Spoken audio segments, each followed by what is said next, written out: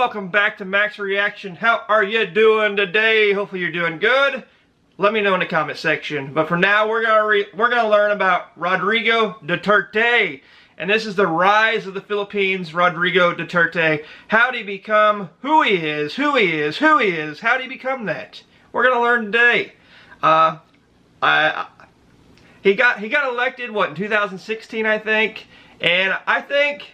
Here's my view, my outside view looking in before we watch this. I really think he cares for the Filipino people. I really think he cares for the Philippines, his country, where he's from. I really, really do. I think his intentions are good.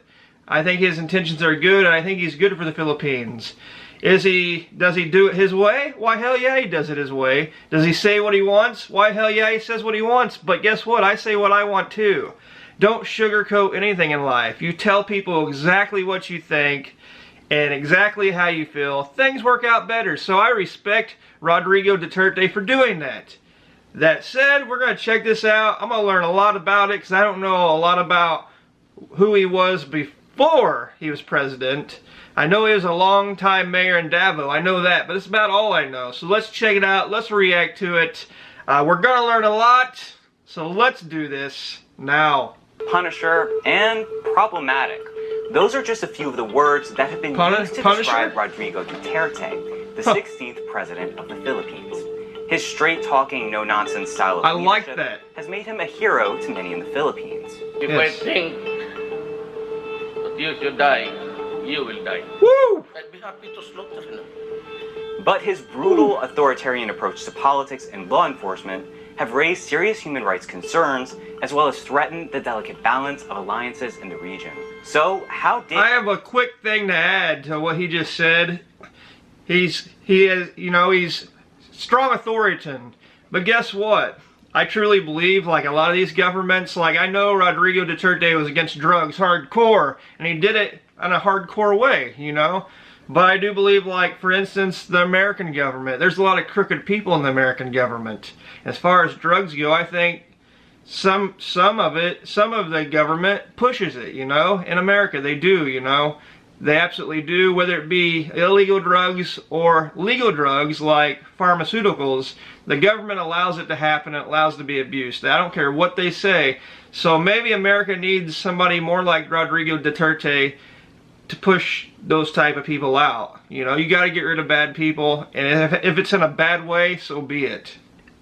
Did Rodrigo Duterte rise to power? Born in 1945 in the southern Philippines, some say Rodrigo Duterte was destined for office from the start. We spoke with Jonathan Miller, a foreign correspondent for Channel 4 News, who's written a biography on Duterte to help us better understand who he is. He was about the most privileged kid in the southern island of Mindanao. When he was just 4 years old, his family packed up their belongings and moved to Davao City, where his father would eventually become governor of the province. Wow. The Dutertes ran a tight ship, according to the kids. The house had strict rules. Rodrigo, said to be his mother's favorite child, was rebellious and known as a prankster. A prankster? His youngest sister, Jocelyn, told Philippine media that her older brother would often muse about one day becoming the mayor of Davao. As the governor's son, did. He was assigned a bodyguard. And his parents were often away because they were so busy. But he would hang out with the bodyguards. And with them, he learned how to shoot guns. And he sort of cultivated this mythology that has surrounded him ever since. That he was this rough-edged guy from the slums of Davao who would come and sort out the Philippines and all its problems. But if he wanted to that's his mission. Become the leader, he would have to learn a few lessons first. His rebellious nature often got him in trouble at school. He was expelled not once, but twice for misbehaving.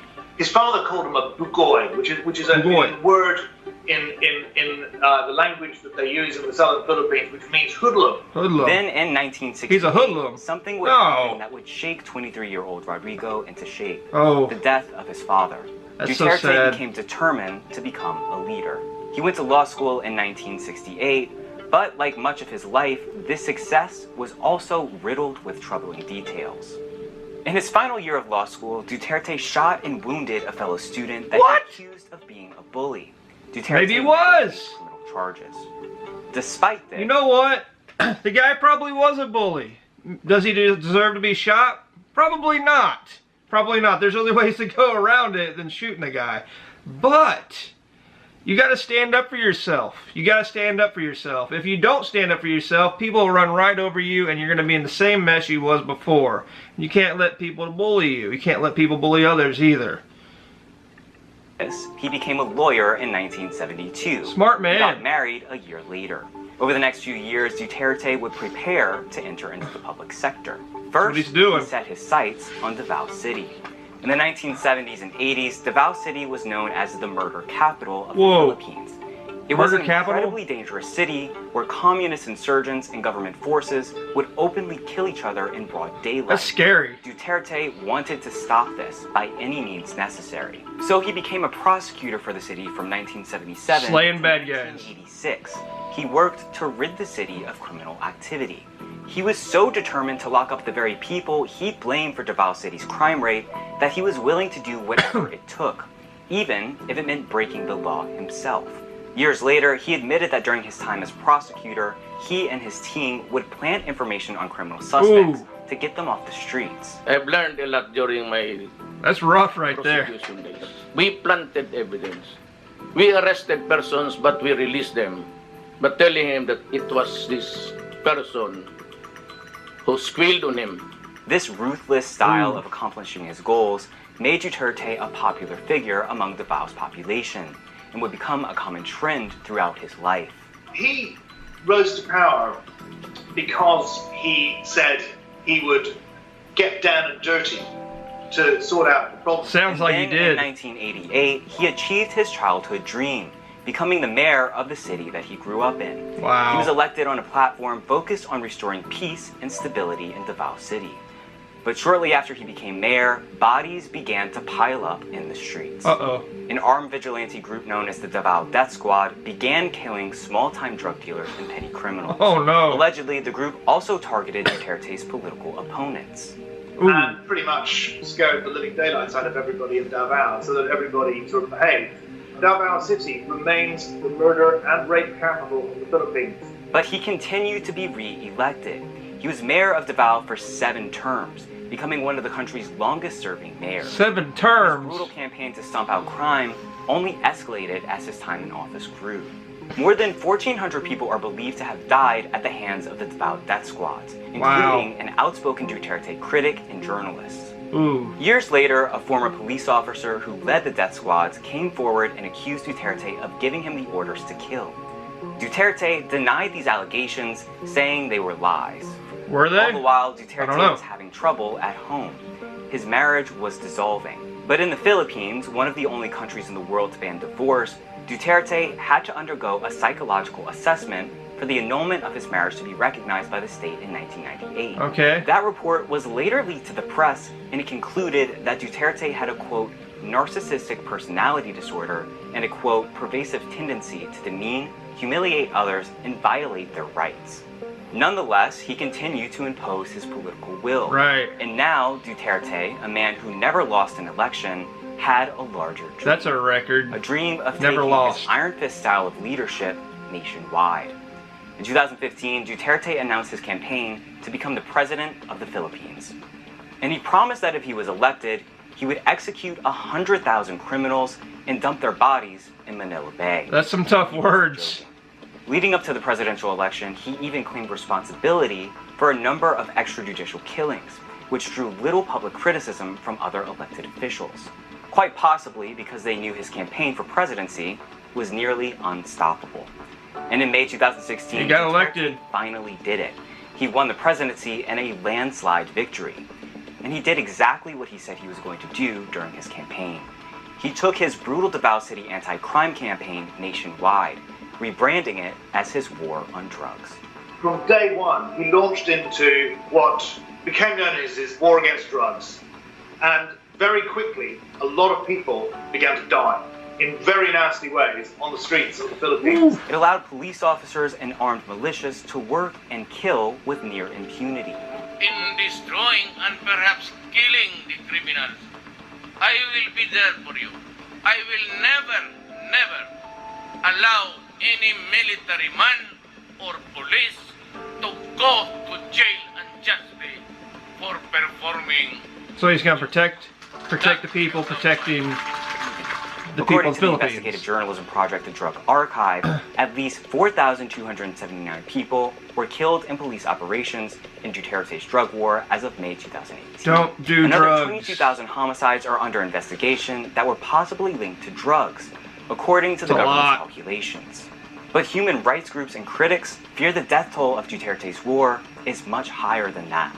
The president even joyfully compared his campaign to kill drug offenders to Adolf Hitler's extermination of millions of Jewish people. Hitler massacred 3 million Jews. Now, there is 3 million, there's a 3 million drug addicts. There are. I'd be happy to slaughter them. Despite this rhetoric, or maybe because of it, That's Duterte tough words. has been an incredibly popular president at home, enjoying as high as a 91% approval rating at times. The one promise that he certainly hasn't broken was that the streets would flow with blood in the Philippines. Regardless of the negative international Drugs tear response, families Duterte apart. remains determined to continue his bloody campaign until the very end. My campaign against drugs will not stop until the end of my term. That will be 6 years from now, until the last pusher and the last drug lord. Wow. Only time will tell how long Duterte Wow. will hold on to power. How do you think he'll be remembered? Let me know in the comments below and on Twitter. Thanks for watching Now This World. I think he'll be remembered as a good president. You know, bad things happen. Drugs kill way more people than those numbers they were saying that died on the streets. Were there innocent people that died? Surely, probably. Was there a lot of bad people that died? Hell yes, there was. And drugs, like I said, drugs destroy families. Drugs destroy lives. Drugs are just a bad thing. They're no good for anybody. And they're just a terrible thing in this world. Like there's a lot of other terrible things. But it seems like Rodrigo Duterte loves his country, loves his people, and he doesn't want to see, a lot of bad things happen to it. He wants the drugs gone. That was his promise. The people of the Philippines, knew that was his promise, and he was elected. So, I'm not Filipino, so I'm just looking from outside in. So let me know what you think of Rodrigo Duterte. You heard my opinions. I think he's a good president, from what I know, from what I understand, from what I've heard. What do you think? Comment down below and let me know. I'd love to know your comments, your feelings about the subject matter. If there's any other videos you want me to react to, definitely comment down below and let me know. I'm losing my voice, sounds like. But anyway, hit that subscribe button, become part of the Max Reaction family, and we'll see you next time. Peace, love, happiness.